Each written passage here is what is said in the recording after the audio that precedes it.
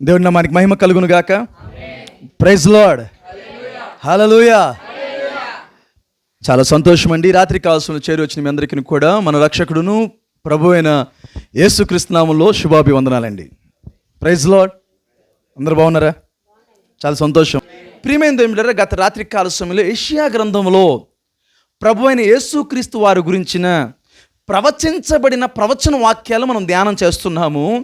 అక్కడ రాయబడిన మాటను మరొకసారి మనం ధ్యానం చేద్దాం. దయచేసి నాతో కూడా యెషయా గ్రంథము 9వ అధ్యాయము 6వ వచనం ధ్యానము చేద్దాం. యెషయా గ్రంథము 9వ అధ్యాయము 6వ వచనం ధ్యానం చేద్దాం. మంచిదండి. గత రాత్రి కాల సమయంలో ఇదే యెషయా గ్రంథము 9వ అధ్యాయము 6వ వచనం రాత్రి ఒక మాట మనం ధ్యానం చేసాం. ఏ మాట అండి? ఆయన ఎవరు? ఆయన ఆశ్చర్యకరుడు అని మనం ధ్యానం చేసాం. ఆయన ఎవరంట? ఆశ్చర్యకరుడు. దాని విషయమై చాలా అద్భుతమైన మాటలు రాత్రి మనము విన్నాం. ఎన్నో అద్భుతమైన మాటలు. దేవుడు ఏ ఏ విషయాల్లో ఆశ్చర్యకరుడు.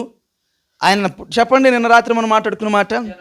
ఆయన పుట్టుక ఆశ్చర్యం, ఆయన జీవించిన జీవితము ఆశ్చర్యము, ఆయన చేసిన పరిచర్య ఆశ్చర్యం, ఆయన మరణము ఆశ్చర్యం, ఆయన పునరుద్ధానము ఆశ్చర్యం, ఆయన మరలా తిరిగి రాబోతున్నాడు.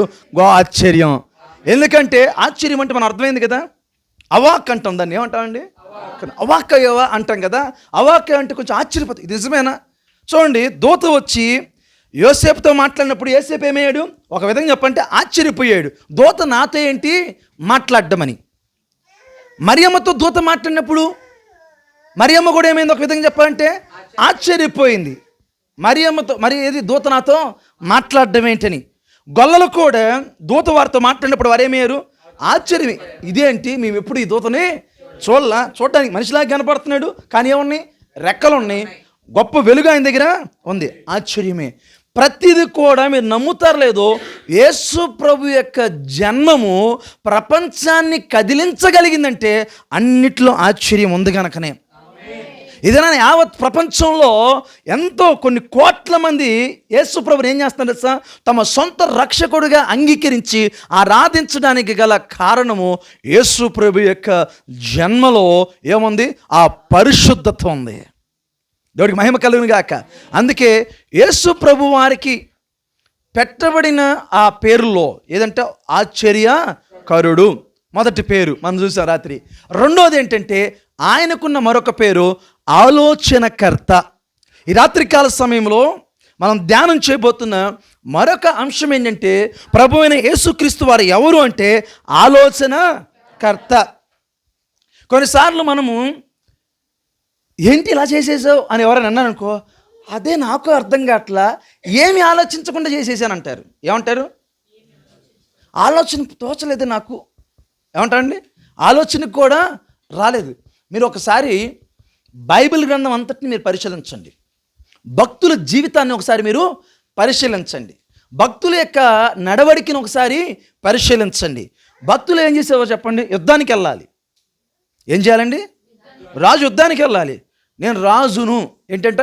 నేను రాజును, నాకు కత్తి తిప్పడం బాగా వచ్చు కనుక యుద్ధానికి వెళ్ళిపోతాను. ఎప్పుడు కూడా వెళ్ళేవాళ్ళు కాదు.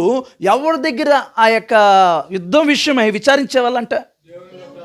అంటే వారి యొక్క సొంత జ్ఞానాన్ని ఎక్కడ కూడా ఉపయోగించాలా, దేవుని యొక్క ఆలోచన తీసుకుని ముందుకు వెళ్ళారు. ప్రభువా చెయ్యమంటావా, చెయ్యొద్దంటావా? యుద్ధానికి వెళ్ళమంటావా, వెళ్ళొద్దంటావా? మీరు ఒక మాట గుర్తుపెట్టుకోండి, దేవుడు మనకెప్పుడు కూడా రాంగ్ డెసిషన్ మనకివ్వడు. హల్లెలూయా. అర్థమైందండి? దేవుడు ఎప్పుడు కూడా తప్పు ఆలోచన మనకి ఇవ్వడు.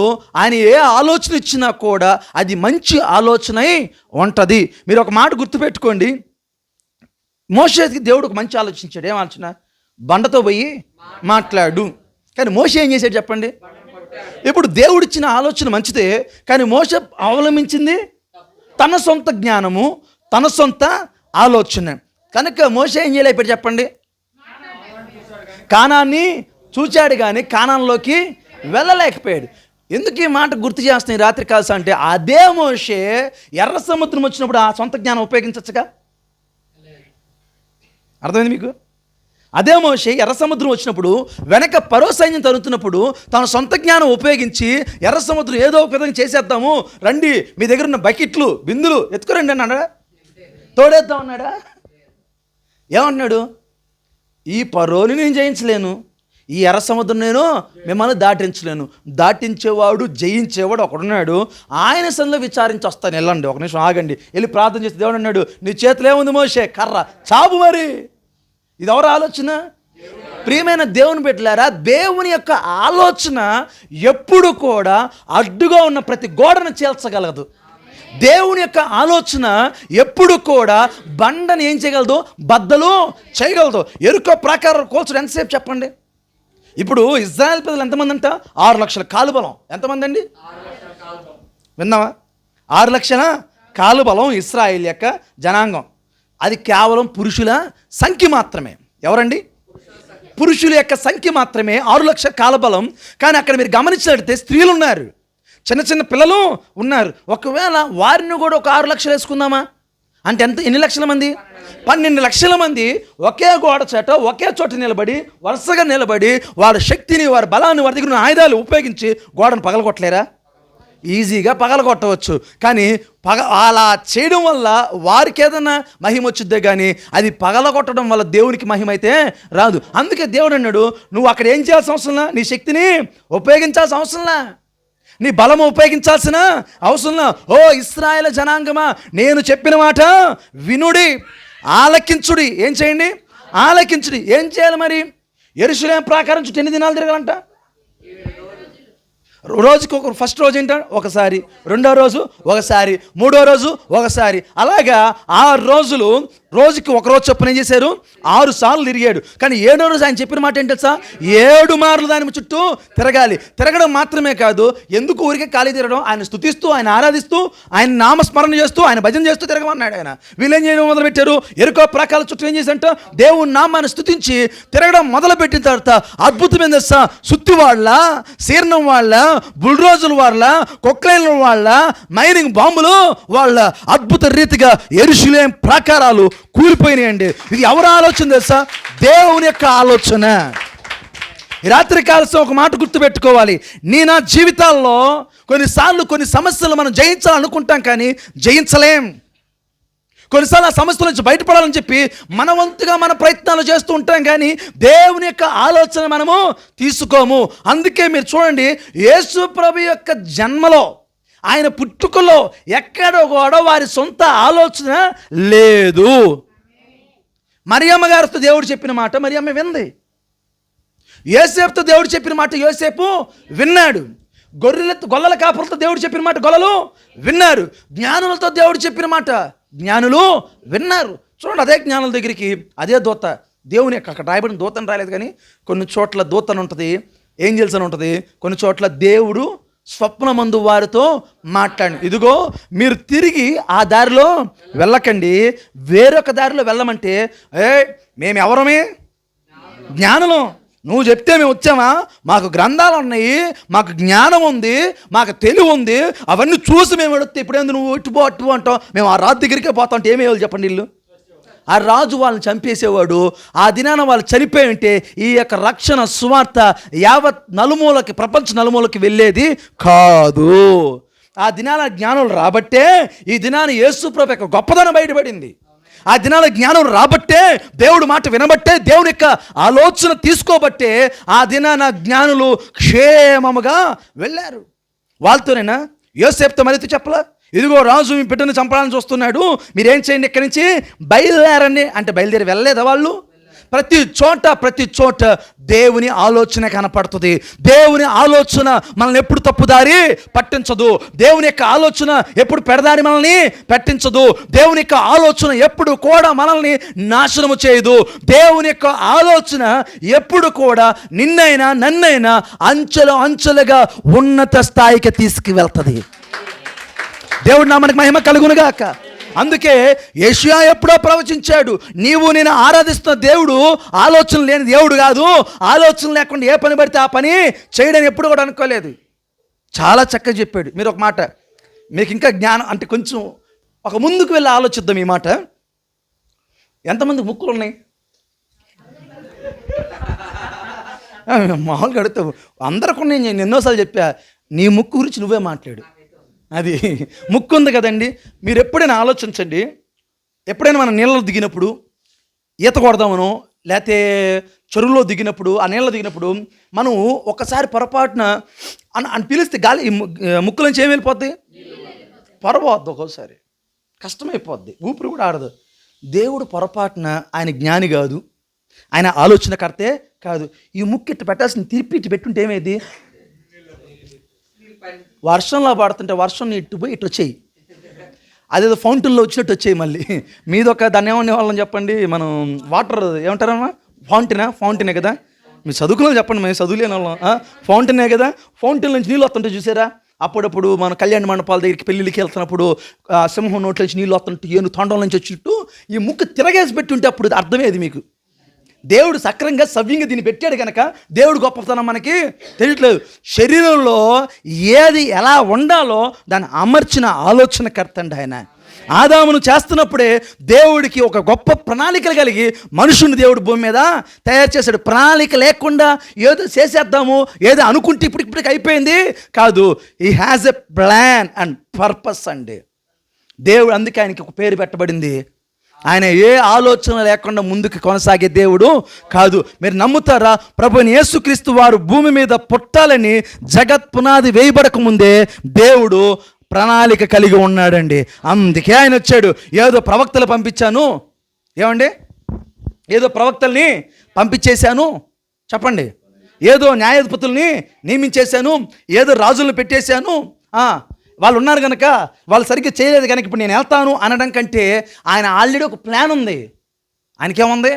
ఒక ప్లాన్ ఉంది, ఆయనకి ఒక ఆలోచన ఆయనకి ఉంది. అందుకే ఆయన పేరేంటంట? ఆలోచనకర్త. కనుక ఈ రాత్రికాల సమయంలో దేవుని పిల్లలుగా మన జీవితంలో మనం నేర్చుకోవాల్సిన అంశం ఏంటంటే, నీకు సరైన ఆలోచన, సరైన గైడెన్స్ ఇచ్చేవాడే ప్రభువైన యేసుక్రీస్తు. కనుక యెషయా ఎప్పుడో చెప్పాడు, నీ దేవుడు, నీ రాజు, నీ ప్రభు ఎవరంటే ఆయన ఆలోచన కర్త, చక్కటి ఆలోచన కలిగినవాడు, చక్కటి ఆలోచన ఇచ్చేవాడు. అందుకే చూడండి ప్రియమైన దేవులారా, బైబిల్ గ్రంథం నుంచి కొన్ని మాటలు మనం ధ్యానం చేద్దాం. యెషయా గ్రంథం 28వ అధ్యాయం 29వ వచనం చూద్దాం. యెషయా గ్రంథము 28:29. ఆశ్చర్యమైన ఆలోచన శక్తియు అధిక బుద్ధియు. చూసారా ఎంత చక్కగా రాయబడింది చూడండి. ఆశ్చర్యమైన ఆలోచన అంట. కొన్నిసార్లు ఏంటి ఈ ప్లాన్ నీదేనా అంటారు కొన్నిసార్లు మన దగ్గరికి వచ్చి, నువ్వు ఇస్తున్నావు ఈ ప్లాను, ఎక్కడిది ఈ ప్లాన్, నీకు ఇంత ఆలోచన నీ దగ్గర ఉందా? కొన్నిసార్లు చూడండి, మన మందిరాల్లో కొంతమంది గమనించినప్పుడు, విశ్వాసాలు గమనించినప్పుడు వాళ్ళకి ఏం తెలియదు అనుకుంటుంటాం మనం, అంతేనా? నాకే అన్నీ తెలుసు అనుకో. మీరు ఒకసారి మనం చేసే పొరపాటు కూడా అదే. నేను కొన్నిసార్లు పిల్లల్ని గమనిస్తుంటాం కదా, ఆ పిల్లల్ని గమనించినప్పుడు పిల్లలు కదా వీళ్ళకి ఏం తెలిసిద్దిలే, వీళ్ళు ఏం చేస్తారులే అనుకుంటుంటాం. వాళ్ళకి చాలా చక్కగా దేవుడు ఆ జ్ఞానాన్ని దేవుడు పెట్టేశాడు. అందుకే అంటాడు ఆశ్చర్యమైన ఆలోచన అధిక బుద్ధియు అనుగ్రహించువాడు ఆయనే. దేవుడికి మహిమ కలుగును గాక. కనుక ఈ రాత్రి కాలంలో క్రిస్మస్ జరుపుకుంటున్నాం. క్రిస్మస్ జరుపుకోవడం కాదు, క్రిస్మస్ని ఆచరించాలంట నేను. అర్థంగా? జరపడం వేరు, ఆచరించడము వేరు. అంటే ఆచరించడం అంటే నేను రాత్రి కూడా మాట్లాడాను, యేసు ప్రభును మాటల్లో కాదు, యేసు ప్రభును క్రియల్లో చూపించాలి. అందుకే ఆయన ఎవరంట? ఆశ్చర్యమైన ఆలోచన ఇచ్చేవాడు ఆయన. దేవుడికి మహిమ కలుగును గాక. కొన్నిసార్లు నిజంగా మనకి ఏం పాలుపోదండి. కొన్నిసార్లు మన జీవితంలో ఏమి నిర్ణయం తీసుకోవాలో కూడా మనం వీక్ డెసిషన్స్. అంటే కొంతమంది అంటారు, అయ్యో నేను చాలా వీక్ అండి డెసిషన్ తీసుకోవడంలో, కొంచెం టైం ఇస్తారా? ఏమంటారు? విన్నారు ఈ మాట? కొన్నిసార్లు మనం చాలా వీక్గా ఉంటాం డెసిషన్ తీసుకోవాలి. కొంతమంది చాలా స్పీడ్గా ఉంటారు. ఆ స్పీడు వేస్టే, ఈ స్లో వేస్టే. అర్థమైందా?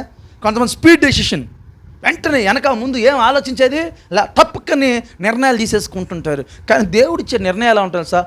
ఆలోచింపచేసే నిర్ణయాలు అవి. అందుకే ఆయన పేరు ఆలోచన కర్త. ఆయన ఎలాంటి ఆలోచిస్తాడంటే సంఘానికి ఆశ్చర్యమైన అనుగ్రహించేవాడు ఆయన. ఆశ్చర్యమైన ఆలోచన శక్తి అనుగ్రహించే దేవుడు ఆయన అయ్యున్నాడు.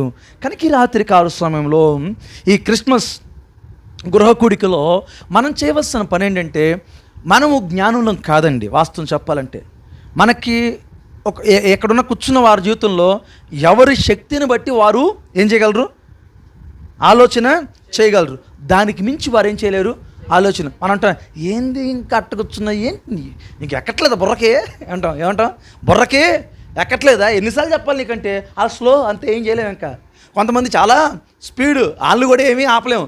వాళ్ళని ఆపలేము, వీళ్ళని కూడా వాళ్ళు ఆపలేము, వీళ్ళని దొయ్యలేము. అదేనా. మీరు ఒకసారి మొన్న ఈ మధ్య నేను ప్రస్తావించాను సమూయేలు గురించి. నేను ఒక మాట ప్రస్తావించాను కదా. సమూయేలు పాలు విడిచిన తర్వాత అని రాయబడింది. మీరు ఒకవేళ మన భాషలో మాట్లాడుకుంటే, ఒక బిడ్డ తల్లి దగ్గర నుంచి పాలు ఏ వయసులో మానేయచ్చు? 3 సంవత్సరాలు. ఇంకా చెప్పండి. కరెక్ట్గా 3 సంవత్సరాలు. ఇప్పుడు ఇంకో మాట మిమ్మల్ని అడుగుతా.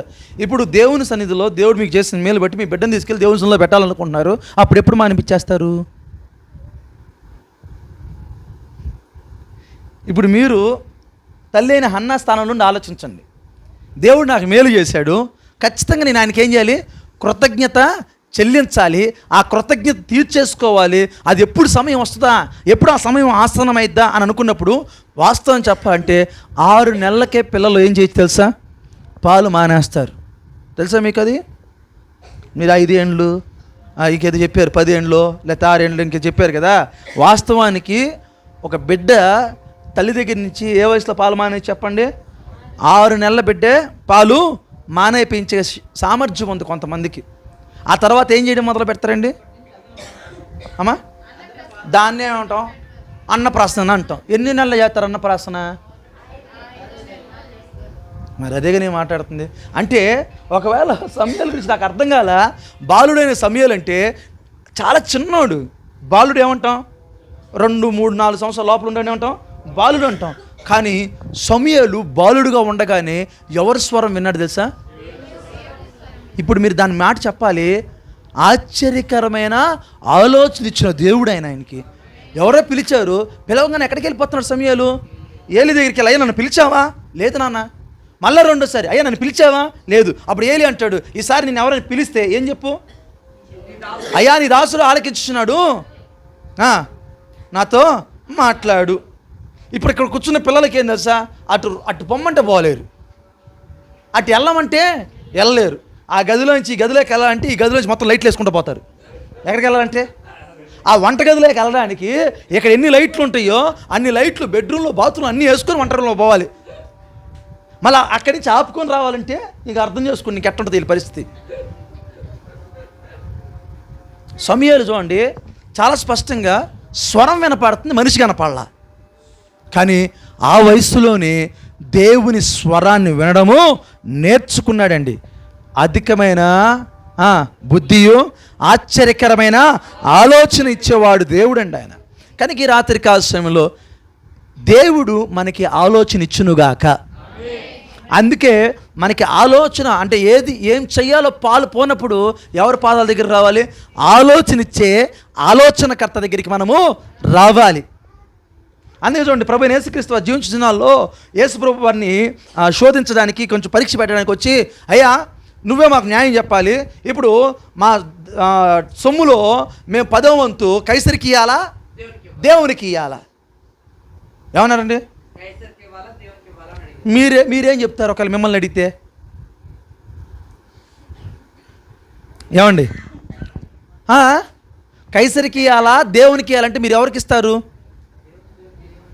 చెప్పాలి అమ్మా? చెయ్యని మాటలు చెప్పమాకండి, చేసేది చెప్పాలి. మీరు దేవునికి కైసరికి ఇస్తారా? ఇస్తున్నారా దేవునికి? ఆలోచించి చెప్పాలి కొంచెం. మీరు దేవుని ఇవ్వట్లా, కైసరికే ఇస్తున్నారు. ఎవరికి ఇస్తున్నారు? అంతేగా, ప్రభుత్వానికి కడుతున్నారు. మీరు కైసరికే కడుతున్నారు, దేవునికి ఇట్లా. అప్పుడు ఆయనన్న మాట చెప్పండి, ఎంత జ్ఞానంగా వచ్చి ఏముంది కైసరికే కట్టేచ్చుగా అంటే అప్పుడు ఏమంటారు చెప్పండి? ఇన్ని అంటే దేవునికి ఇయ్యద్దంటావా? సరే కైసరికి ఎందుకు, ఆయనకేదో వస్తుంటుంది ఎక్కడ ఒకటి నుంచి, మీరు దేవునికే కట్టండి అంటే అప్పుడు ఏమంటారు చెప్పండి? అంటే ఇప్పుడు కైసరిని నువ్వు ఇవ్వద్దని చెప్పి కైసరిని ఇబ్బంది పెడతావా? అప్పుడు ఆయన చాలా తెలివిగా, మనం ఏం చేస్తాం చెప్పండి? మన దగ్గరికి వస్తే ఒకే ఆలోచిస్తాం, రెండు ఆలోచనలు మనము ఇవ్వలేంగా. కానీ ఆయన చక్కటి ఆలోచన చూడండి, దేవునిది కైసరిది. ఇంకా ఆడికి ఏం అర్థం కాదు, ఇదేంటి ఆడికి కొద్దిసేపు నాకు తెలిసి ఒక 10 నిమిషాలు తేరుకుని ఉంటాడు ఆడు. ఆయన ఇచ్చి ఆన్సర్ని తీసుకొని ఆడికి 10 నిమిషాలు బట్టి ఉంటుంది తేరుకోవడం. నీకెందుకు? ఆయన నన్ను తిట్టాడా పొగిడాడు కూడా అర్థమైంది ఆడికి. ఆయన అడిగిన ప్రశ్న ఏంటి, ఆయన చెప్పినా జవాబు ఏంటి. ఆయన సింపుల్గా కైసరి దాంట్లో ఉన్నానా, కైసరిది దేవుంది అయిపోయా అన్నాడు. అంతే అంతే అంటావా? అంతే అయిపోయింది, అక్కడ క్లోజ్. దేవుడికి మహిమ కలుగును గాక. ఆయన చక్కటి ఆలోచన ఇచ్చేవాడు, చక్కటి జ్ఞానము కలిగినవాడు. అందుకే చూడండి, సామెతల గ్రంథంలో ఒక మాట రాయబడింది. సామెతల గ్రంథము 8వ అధ్యాయం 14వ వచనం. సామెతల గ్రంథము 8వ అధ్యాయము 14వ వచనం. ఆలోచన చెప్పుటయు లెస్సైన జ్ఞానం ఇచ్చుటయు నా వశము. దేవుడికి మహిమ కలుగును గాక. దేవుడు మనం ఎంతసేపు దేని విషయంలో అడుగుతాం దేవుని చెప్పండి? ఆరోగ్యం బాగాలేదు ప్రభు, ఆరోగ్యమేనైనా అడుగుతాం. లేదా ఆర్థికమైన ఇబ్బంది ఉంటే ఏమంటాం? అయ్యా డబ్బులు ఇచ్చేసామి, ఆకాశ వాకిలు ఇప్పుడు చెప్తావా, రేపు పొద్దున చెప్తావా, తెల్లారికి చెప్తావా, ఆ మన్నాన్ని కురిపించాడు మా ఇంటి మీద కురిపించమని అడుగుతుంటారు వీళ్ళు. అంతగా అడిగేది. కానీ ఒక మాట ఏంటంటే, వాక్యం ఎంత స్పష్టంగా చెప్తుంది, నీ జ్ఞానంతోనే నీ జీవితాన్ని కుటుంబాన్ని కట్టుకోవచ్చు. అందుకే ఏమంటున్నాడు, చదువునా నా మాట, ఏమంటండి ఆయన? ఆలోచన చెప్పుటయు, సాధారణమైన జ్ఞానము కాదు, లెస్సైన జ్ఞానము ఇచ్చుటయు ఆయన వశం. దేవుడికి మహిమ కలుగును గాక. ఎవరో బైబిల్ ఏమంటుంది? జ్ఞానం కలిగిన స్త్రీ ఏం చేస్తుందంట? తన ఇల్లు కట్టుకుంటుంది. 3 రాళ్ళు అంటే ఇప్పుడు జ్ఞానం ఉంది కనుక ఏం చేస్తుంది? ఇల్లు కడుతుంది. అదే జ్ఞానం లేకపోతే ఆ ఇంటిని ఏం చేస్తుంది? సర్వనాశనము చేస్తుంది. అందుకే అంటే లెస్సైన జ్ఞానం, ఆలోచన చెప్పుటయు లెస్సైన జ్ఞానము ఇచ్చయు నా వశము, అనగా దేవుని యొక్క వశం. కనుక ఈ రాత్రి కాలంలో జ్ఞానం లేకుండా ఉండమాకండి, ఆలోచన లేకుండా ఉండమాకండి, ఆలోచన చేయకుండా ముందుకి కొనసాగండి. మంచి ఆలోచన ఇచ్చేవాడు ఆయన. అందుకే ఆయన పేరు ఏంటంట? ఆలోచన కర్త. ఆయన ప్రణాళికలే గొప్పవండి. ఆయన చాలా గొప్ప ఊహ కలిగినవాడు, లేకపోతే చాలా గొప్ప మనస్సు కలిగినవాడు ఆయన. ఆయన ముందుగానే ఏమంట, ఆయన ఆలోచన ఎప్పుడు ప్రారంభమైందంట? ఆయన అంటాడు, తల్లి గర్భములో పెండముగా నువ్వు రూపించబడక మునిపే నేను నిన్ను ఎరిగి ఉన్నాను, పేరు పెట్టి పిలిచిన వాడిని కూడా నేనే. అంటే అర్థం ఏంటి? నువ్వు తల్లి గర్భంలో పిండంగా లేక రూపించబడక మునిపే నువ్వెవరో ఆయనకి తెలుసు అంటే అర్థం చేసుకో. ఆయన ప్రణాళిక ఎంత గొప్పదో. మనం అనుకుంటుంటాం కొన్నిసార్లు, పిల్లలు అంటారు, ఎందుకు ఈ కుటుంబంలో నన్ను పుట్టించాడు దేవుడు. ఇంకా గొప్ప అంటే, అబ్బా నిన్ను ఎక్కడ పుట్టించాలో దేవుడికి బాగా తెలుసు, నువ్వు ఎక్కడ అణుగుతావో దేవుడికి బాగా తెలుసు, నువ్వు ఎక్కడ పెరగాలో దేవుడికి బాగా తెలుసు. ఆలోచన లేకుండా దేవుడు ఆ కుటుంబంలో నిన్ను పెట్టలా. నేను ఎన్నోసార్లు అన్నా మా అమ్మని, ఏ మాట అందుకే అంటున్నా, మా నాన్న కొట్టినప్పుడల్లా ఇదే గుర్తొచ్చింది నాకు. సావుబాదుడే మహాలో కొట్టేవాడు, చాలా ప్రేమ కొట్టేవాడు. అది అంటారు చూసారా, చాలా పద్ధతికి కొడతాడు మా నాన్న, చాలా పద్ధతిగా కూర్చున్నాడు పక్కనే. పద్ధతి అంటే కొట్టడంలో కూడా ఇంత పద్ధతి కలిగినాడు అంటే అన్ని ఆయుధాలు చక్కగా పెట్టుకున్నాడు అనమాట. ఇక జ్ఞానముగా బెల్ట్ పక్క ఇంకేదో ఉండేది, లేదా చైన్ కాదు నాన్న, బ్రేక్ ఉంటుంది చూసారా, బ్రేక్ వైర్, సైకిల్కి వస్తా చూసారా, బండికి వస్తా చూసారా, బ్రేక్ వైర్ ఉంటుంది చూసారా, స్లీవ్ ఉంటుంది చూసారా, అవి చాలా జాగ్రత్తగా భద్ర పెడతా. ఇంకా నోట్లో నోటు మాట ఎక్కడ, చాలా పద్ధతిగా. అప్పుడు అనుకునేవాడు, పోయి దేవుడు ఇంట్లో పుట్టించేట స్వామి నన్ను కొడతలే ఉన్నాడు కదా అనుకునేది. ఈ మామూలు అదే అన్న బాధుడే, ఈ బాధుడు తట్టుకోలేక ఎన్నోసార్లు ఈ మాటని అన్నా. కానీ నాకు అర్థమైందంటే దేవుడు ఒక ప్రణాళిక ఉంది. ఇక్కడ పుట్టకపోతే, ఈ కుటుంబంలో నేను జన్మించకపోతే నేను సేవకుడు అయ్యేవాడిని కాదు. దేవుని చిత్తము, దేవుని ప్రణాళిక నెరవేర్చబడేది కాదు. మీరు నమ్ముతారు లేదో, మీ విషయంలో కావచ్చు, మీ పిల్లల విషయంలో కావచ్చు, మీ కుటుంబం విషయంలో కావచ్చు, ఆయన ప్రణాళిక కలిగి ఉన్నాడు. ఆ ప్రణాళిక నెరవేర్చబడాలి అంటే నీవు ఆ ఆలోచనకర్త చెంతకు రావాలి, ఆ ఆలోచనకర్త రెక్కల క్రిందకి నీవు రావాలి, ఆ ఆలోచనకర్త యొక్క పాదముల దగ్గర ఒదిగి ఉండాలి. మీరు చూడండి, బైబిల్ గ్రంథంలో 2 అక్కలు ఉన్నారు, మరియా, మార్త. మరి ఏం చేసి చెప్పండి? ఆ? నేను అడిగిన ప్రశ్న ఏంటి? మరీ ఏం చేసేదన్న? మీరేం చెప్తున్నారు? మార్త ఏం చేసింది చెప్తున్నారు. నేను అడిగింది మరీ ఏం చేసింది అంటే, ఎక్కడ ఉన్నారు కానీ ఎక్కడో ఉంది మనసు. Very good. మరీ ఏం చేసేది? ఎప్పుడైనా చూసా? ఎక్కడ కూర్చుందంట? చాలా లిటరల్గా మీరు చూడండి, ఆమె అక్కడ కూర్చొని ఆయన ఏం చెప్తున్నాడో అవన్నీ వింటూ ఉండేది. చాలా జాగ్రత్తగా చూడండి. లాజరు చనిపోయిన తర్వాత కూడా ఆ మరియ వెళ్ళినప్పుడు, అయ్యా బోధకుడా, నీవు ఒకవేళ మేము కబురు పంపించినప్పుడు వచ్చుంటే ఈ కార్యం జరిగేది కాదేమో. సర్లే, అయ్యింది ఏదో అయిపోయింది, ఇక వాడు చనిపోయాడు, ఇంకేం చేద్దాంలే అంటే ఆయన అంటున్నాడు, సమాధి ఎక్కడా? అప్పుడు ఆమె చెప్తుంది, అది కాదయ్యా, మరి 4 రోజులు అయిపోయింది అంటే, మరియా నా గురించి నీకు తెలియదా అంటే, మరీ చూడండి ఆయన గురించి ఇచ్చిన సాక్ష్యం అక్కడ మనకి కనపడుతుంది. అంటే అర్థం ఏంటి? ఎక్కడ నేర్చుకుంది? ఎవరిచ్చిన ఆలోచన అది. మనమేంటి సార్, నేను అందుకే ఎప్పుడు కూడా ఈ గృహ కొడుకులు పెట్టినప్పుడు, ఇళ్ళల్లో ప్రార్థనలు పెట్టినప్పుడు నేను చెప్పి ఫస్ట్ మాట ఏంటి సార్, ప్రార్థన ప్రారంభంతో వంటలు అయిపోతేనే ప్రార్థన పెట్టుకోండి. ఏమంట? ప్రార్థన ప్రారంభం ముందేం చేయండి? వంటలు ఉండాలి. ప్రార్థనలు మీరు అక్కడ వండుకుంటా మేము ఇక్కడ వాక్యం చెప్పుకుంటుంటే అది కుటుంబ ప్రార్థన కాదు, గృహ కూడిక కూడా కాదు. అట్ట అనుకుంటే మేము మందిరంలో పెట్టుకోవచ్చు వీళ్ళందరినీ తీసుకెళ్ళి మీరు వండుకునేటైతే, అంతే కదా. కనుక ఎప్పుడు కూడా దేవుడు మహాకృప మట్టి ఎక్కడ ప్రార్థన జరిగినా కూడా మనం వెళ్ళకముందే, మనం ఇక్కడ అడుగు పెట్టకముందే అన్ని పనులు దేవుడు చేసి పెట్టుంటాడు ఇక్కడ. ఎందుకంటే ఆయన చెప్పే మాటలు వినడానికి మనం ఏమి ఉన్నాం? సిద్ధముగా ఉన్నాం. అందుకే ఆయన ఎవరంట? ఆలోచనకర్త. మీరు ఒకసారి ఊహించండి, ప్రభువైన యేసుక్రీస్తు వారు కొండ మీదకి ఎక్కాడు. దాన్ని ఏమంటాం? కొండ మీద ప్రసంగం విన్నాం. ఎన్ని దినాలండి? 3 పగళ్ళు 3 రాత్రులు. వారు తమ ఇంటి గురించిన ధ్యాస వారికి లేదు.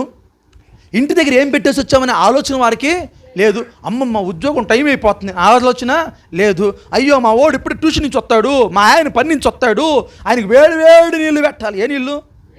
అబ్బో, ఈ ఆలోచన ఉందా 3 రోజుల గురించి? వాళ్ళు మీరు నమ్ముతారు, లిటరల్గా చాలా స్పష్టంగా రాయబడింది. వాళ్ళు అక్కడ కూర్చున్నట్ట ఆయన పాదాల దగ్గర కూర్చొని ఆయన బోధించిన ప్రతి మాట వారు విన్నారండి. ఆయన ఇచ్చే ప్రతి ఆలోచన తీసుకున్నారు. అందుకే 10 ఆజ్ఞల్ని కొంచెం మరలా తిరిగి రాయడం మనం అక్కడ చూస్తూ ఉంటాం. చాలా మాటలు ఆయన మాట్లాడారు. ఆ 3 రోజులు కూడా వారు ఆయన ఇచ్చిన ఆలోచన తీసుకున్నారండి.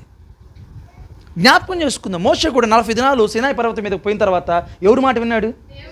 ఆ 10 ఆజ్ఞలు ఇచ్చే విషయంలో కావచ్చు, తన సొంత జ్ఞానం ఎక్కడ కూడా ఆయన ఉపయోగించాల.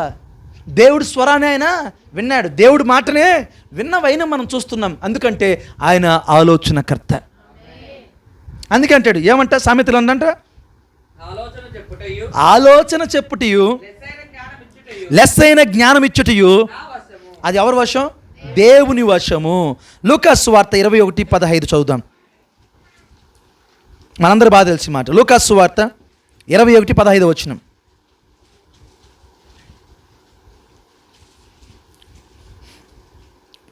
లూకాసు సువార్త 21:15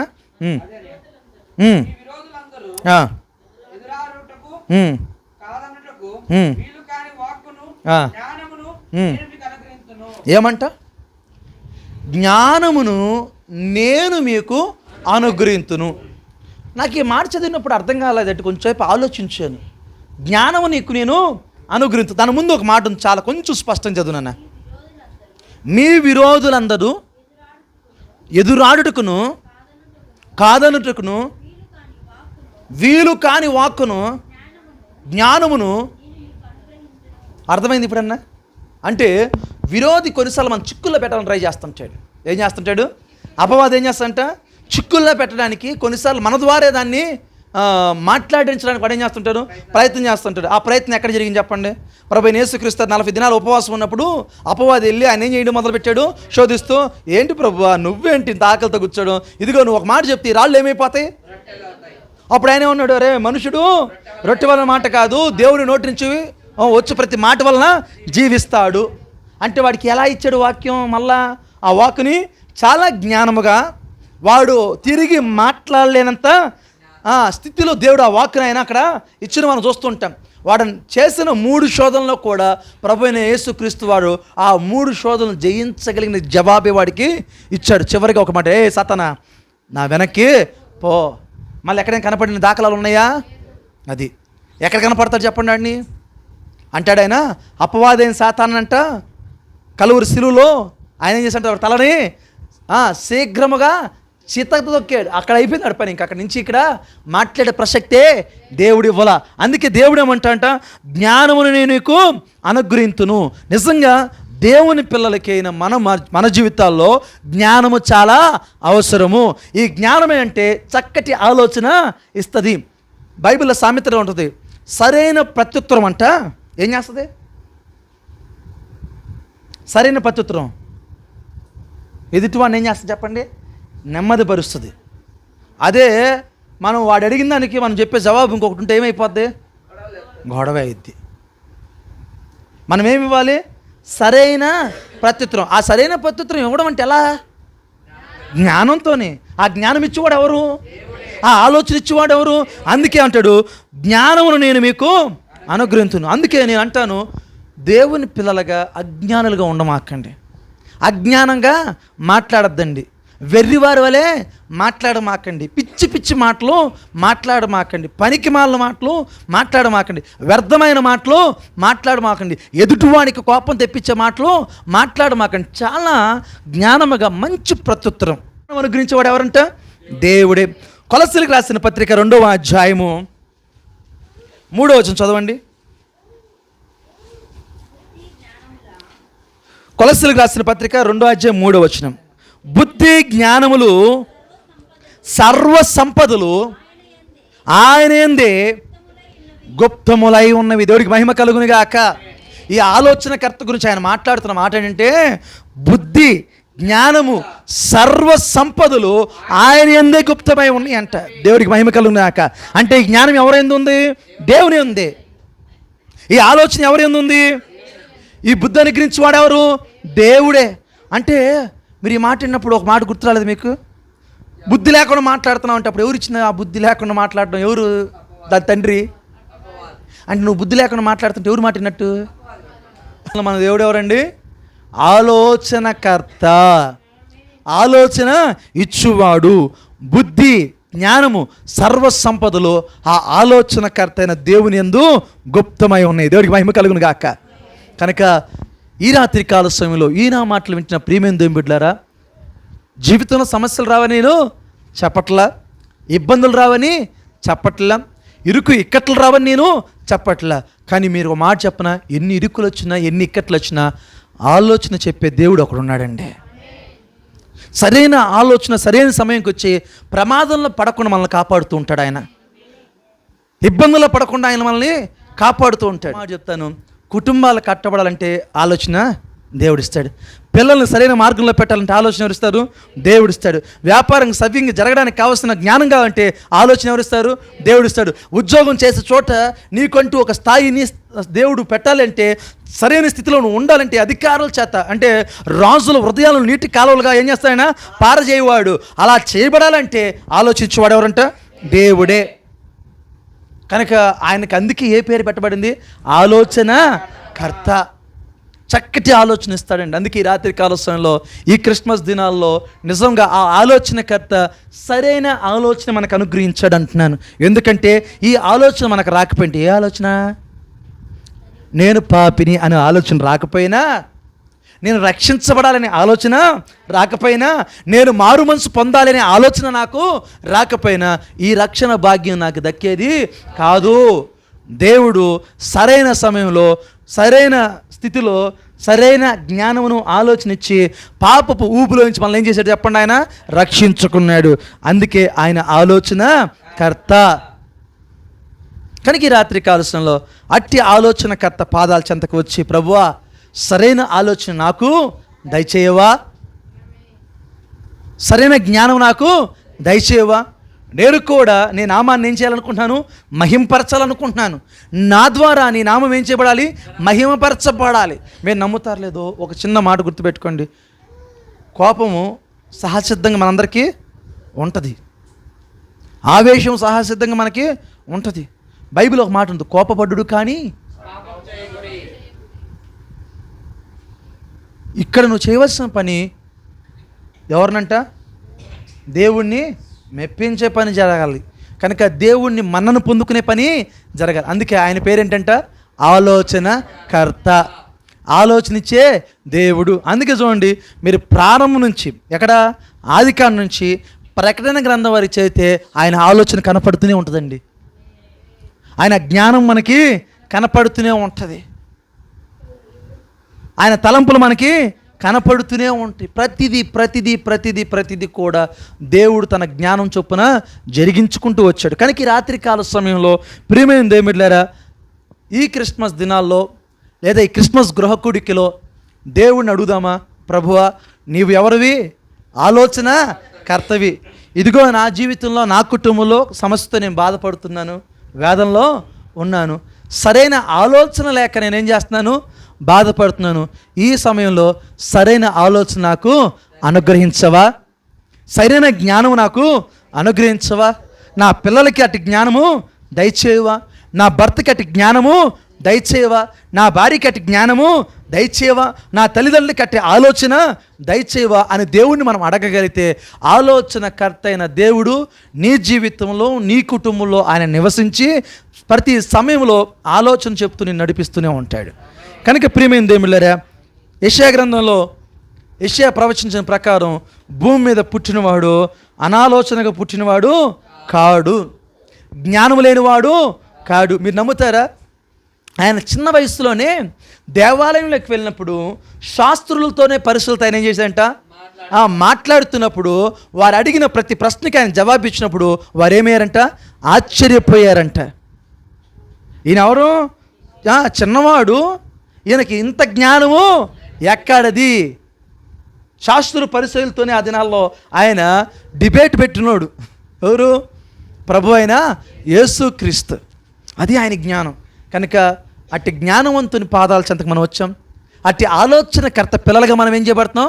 పిలవబడుతున్నాం. కనుక తొందరపాటు నిర్ణయాలు వద్దు, దేవుని పాదాల చెంతే ముద్దు. హల్లెలూయా చెప్పండి. తొందరపాటు నిర్ణయాలు వద్దు, దేవుడు పాదాలే ముద్దు. ఆయన పాదాల దగ్గర నిలబడి, ప్రభువా ఇదిగో నాకు ఆలోచన అనుగ్రహించని అడిగితే దేవుడు రైట్ సమయంలో, కరెక్ట్ సమయంలో కరెక్ట్ ఆలోచన ఇచ్చి నిన్ను సన్మార్గంలోకి ఆయన ఏం చేస్తాడు? నడిపిస్తాడు. దారి తప్పిపోకుండా దేవుడు చూసుకుంటాడు. మీకు ముందుకు ఉన్న, అంటే మెట్టగా ఉన్న స్థలాన్ని ఏం చేస్తాడైనా చదును చేసి సరళము చేయబోతూ ఉన్నాడు. కనుక అట్టి ఆలోచనకర్త అయిన దేవుడు ఇక్కడ చేరిన మనందరి జీవితాల్లో అట్టి గొప్ప ఆలోచన, జ్ఞానము, నైపుణ్యత, భద్రత ఇచ్చి నడిపించునుగాక.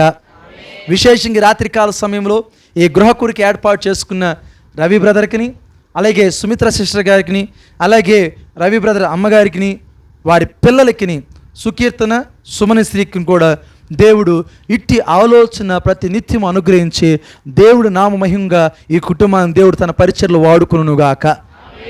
తలలో ఉంచుదామా? ప్రార్థన చేద్దాం. ఈ సమయంలో దైవజనులు రమేష్ గారు మనల్ని ప్రార్థన నడిపిస్తుండగా మనం ముందు కొనసాగుదాం.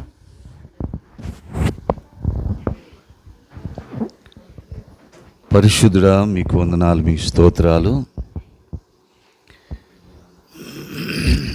ఈ క్రిస్మస్ గృహ కూడికల్లో ప్రభువా, అనుదినము తండ్రి ఒక ప్రత్యేకమైన రీతిలో నీ దాసుని మరుగుపరుచుకొని మీరు చాలా చక్కగా నా ప్రభువా మీరు మాట్లాడుతూ వస్తూ ఉన్నారు.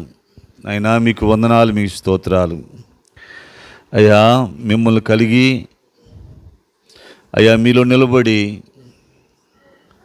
అయ్యా మీకు మహిమకరంగా నా ప్రభు మేము ఉన్నప్పుడే నిజమైనటువంటి క్రిస్మస్ అంటే క్రీస్తు మా హృదయంలో పుట్టడం. నాయనా మీరు మా హృదయంలో ఉండి నా ప్రభువా మీ మాటల ప్రభువా నాయన నా తండ్రి మేము దాచుకుని మీ ఆలోచనకు తెలుసుకుని ప్రభువా నడవటానికి సహాయం చేయండి. నిజంగా భూమి మీద చాలాసార్లు అయ్యా మా సొంత ఆలోచనలతో వెళ్ళి నా ప్రభువా నాయన మేము పడిపోయిన స్థితి ఎన్నోసార్లు మీరు చూశారు తండ్రి. నాయన ఈ రాత్రి వేళ మీరు మాతో మాట్లాడుతూ వస్తున్నారు. అయ్యా మీరు ఆలోచన ఇచ్చేటువంటి దేవుడు ప్రభువా నాయన. నా తండ్రి మీ ఆలోచనలు అతి గంభీరమైనటువంటి ప్రభువా నాయన. నా తండ్రి మీ కృపలో జ్ఞాపకం చేసుకోండి. మరి ముఖ్యంగా ప్రభువా ఈ మాటలు మేము దాచుకుని మీరు మా జీవితంలో చేసిన ఆశ్చర్య కార్యాలు జ్ఞాపకం చేసుకుంటూ, అయ్యా మా జీవితంలో నా ప్రభా మీరు ఇచ్చే ఆలోచనలు నా ప్రభా నాయన ఇంతవరకు ఎన్నో చక్కటి ఆలోచనలు ఇచ్చి ఇంతవరకు నడిపించారు. ముందు కూడా మీరు నడిపిస్తున్నారు ప్రభా, మీకు వందనాలు, మీ స్తోత్రాలు. ఈరోజు కూడి వచ్చిన ప్రతి బిడ్డను పేరుని దీవించండి. అలాగే ఈనాడు మా ప్రభా ఈ కూడిని ఏర్పాటు చేసినటువంటి సహోదరులు రవి గారిని బట్టి, బిడ్డ సుమిత్రమ్మను బట్టి, బిడ్డలను బట్టి ప్రార్థన చేస్తున్నాను, తల్లిగారి బట్టి ప్రార్థన చేస్తున్నాను. నిండారు ఈ కుటుంబాలను మీరు దీవించమని, మీరే సహాయం చేయమని యేసునామములో అడిగి ప్రార్థిస్తున్నాం తండ్రి, ఆమేన్. సహోదరులు మణిరత్నం గారు మా తండ్రి కృపగల ప్రభువా, ఈ రోజు సాయంత్రం బ్రదర్ ఇంట్లో సెమీ క్రిస్మస్ జరుపుకోవడానికి నాకు ఇచ్చిన తను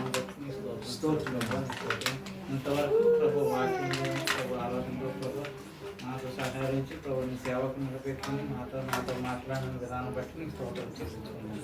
అలాగే పుట్టినరోజు సందర్భంగా మేము జ్ఞాపకం చేసుకుని ఈ కేకును కట్ చేసినందుకు మీరు ఆశీర్వదించండి ఈ కుటుంబాన్ని ఇంకా నానాభివృద్ధి చేయండి నీకు స్తోత్రం ఈ కుటుంబంలో ఏమైతే కొడుకున్నా కొడుకుని తీర్చండి అయినా సమస్తం ఎరిగిన దేవుడినైనా ఇంకా వీరి కుటుంబాన్ని బట్టి ఈ అపార్ట్మెంట్లో అనేక మంది మారుమాసు పొందడానికి దయచేయండి నీకు స్తోత్రం బిడ్డలు చదువుతున్న చదువులు బట్టి వారికి మంచి తెలుగు జ్ఞానం దయచేయండి ఈ కుటుంబాన్ని అభివృద్ధి చేయండి వచ్చిన బిడ్డలను జ్ఞాపకం చేసుకోండి వారికి ఏ అక్కర లేకుండా వారికి తగిన సమయం దయచేయండి నీకు స్తోత్రం హల్లెలూయా నీ స్తోత్రం ముఖ్యంగా ఈ కేక్ కటింగ్లో ఈ పిల్లల్ని చిన్న బిడ్డలను దీవించి ఆశీర్వదించాలని యేసునామములో ప్రార్థిస్తున్నాం తండ్రి, ఆమేన్. హల్లెలూయా.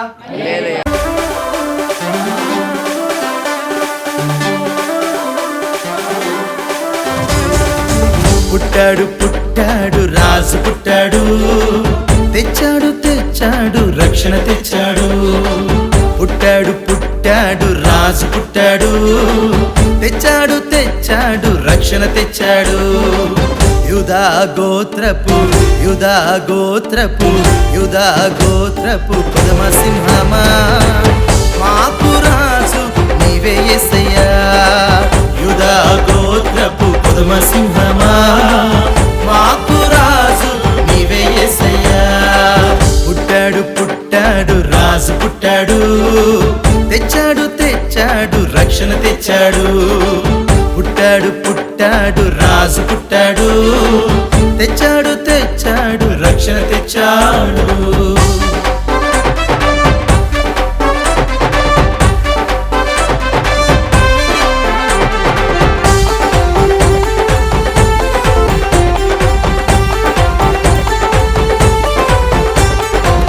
తూర్పు దేశపు జ్ఞానులు బంగారు సామ్రాణి బోలం తెచ్చిరి.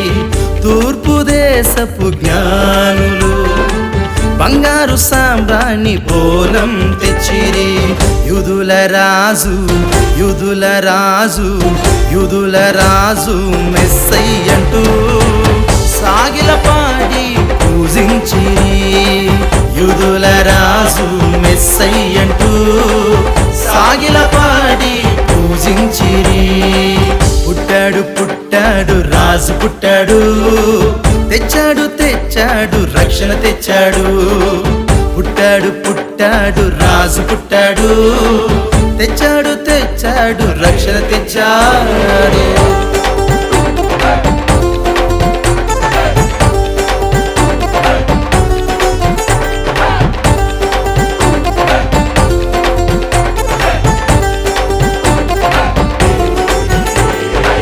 మందలు కాచే కాపరులకు దూత తెచ్చెను శుభవర్తమానం. మందలు కాచే కాపరులకు దూత తెచ్చెను శుభవర్తమానం. దావీదుపురమందు రక్షకుడు నేడు నీ కొరకు జన్మించెను. దావీదుపురమందు రక్షకుడు నేడు నీ కొరకు జన్మించెను. పుట్టాడు పుట్టాడు రాజు పుట్టాడు, తెచ్చాడు తెచ్చాడు రక్షణ తెచ్చాడు. పుట్టాడు పుట్టాడు రాజు పుట్టాడు, తెచ్చాడు తెచ్చాడు రక్షణ తెచ్చాడు.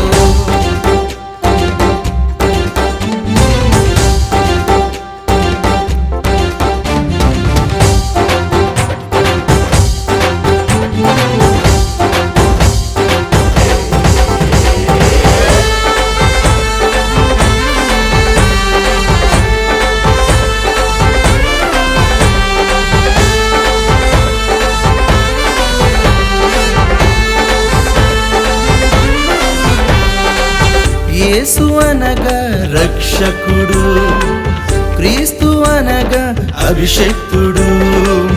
యేసు అనగా రక్షకుడు, క్రీస్తు అనగా అభిషక్తుడు.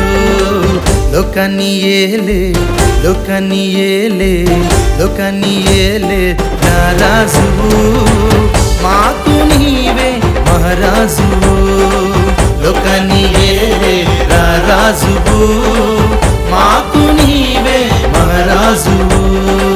పుట్టాడు పుట్టాడు రాజు పుట్టాడు, తెచ్చాడు తెచ్చాడు రక్షణ తెచ్చాడు. పుట్టాడు పుట్టాడు రాజు పుట్టాడు, తెచ్చాడు తెచ్చాడు రక్షణ తెచ్చాడు. యూదా గోత్రపు యూదా గోత్రపు యూదా గోత్రపు కొదమ సింహమా, మాకు రాజు నీవే యేసయ్యా.